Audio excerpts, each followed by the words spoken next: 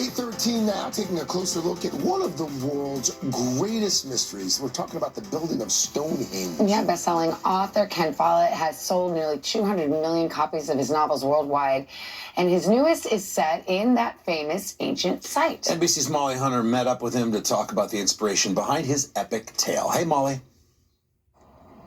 Good morning from a very windy Salisbury Plain. Of course, you will recognize Stonehenge behind me. It's one of the biggest mysteries in history. Who built it? How was it built? Well, Ken Follett dives into all of that in his new novel, imagining an entire world around this circle. Take a look. The ruins of Stonehenge tower over the windswept plain. All these years later, still majestic. Bewildering, some 5,000 years after it was built. Even today, we don't know why. Do you still get that? Oh, yeah. Absolutely. 52 colossal stones remain where there were once 80. They are much bigger than I imagined. Yeah. It's quite amazing. Just imagine trying to get that crossbar up there. In his new novel, Circle of Days, British author Ken Follett tells the epic story of how Joya, a priestess, and Seft, a flint miner and one of the world's first engineers, built this great stone monument for eternity. Joya is a sparky young woman, a bit of a rebel, and with a very strong will, and she's very persuasive. And that's how she motivates hundreds of people to come with her and find the biggest stone in the world. This is where she spent most of her time. Yes, once she grew up and joined the priestesses. Now, I've called them priestesses. They could have been priests, but I get fed up with people thinking everything in history was done by men.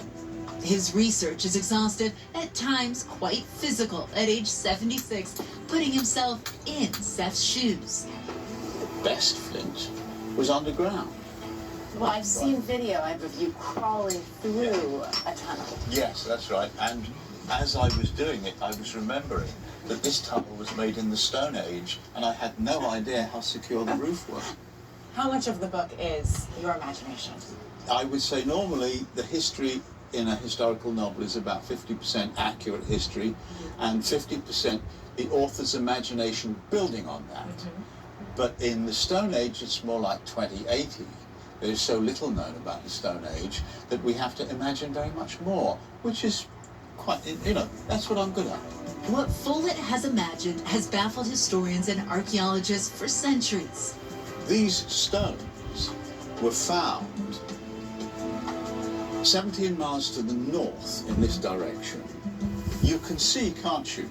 This plain is not flat. Rolling hillsides. It's rolling hillsides. Just imagine yourself holding this, 200 people holding these ropes with one of these stones, and they're dragging them.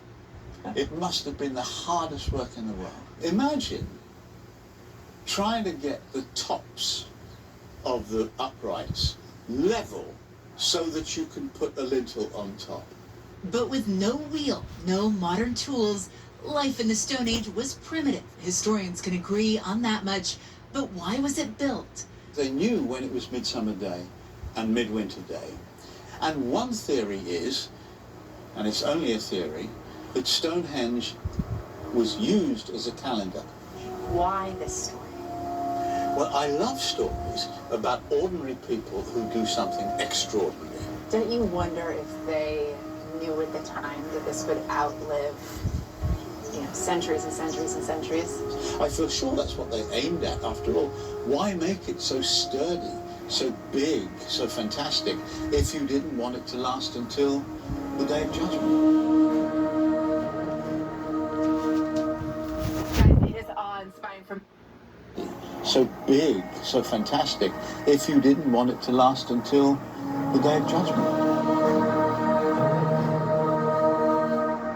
Guys, it is awe-inspiring from every single angle. This is my first time here. It's been amazing. And Ken bases the drama, the love, the conflict that makes this such a page-turner all on historical fact.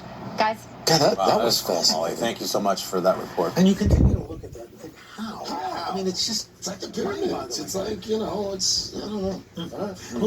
Well, didn't you have something you had said about, me and Stonehenge? So in the Orange Room, I wasn't going to say it on TV because I'm not an ageist and I don't like to be mean to my seniors. Yeah. But I did say, Al, we wanted you to be a part of this segment because you remember when Stonehenge was being built. Yeah. Right. And you could provide some insight and perspective. That train's never late. No.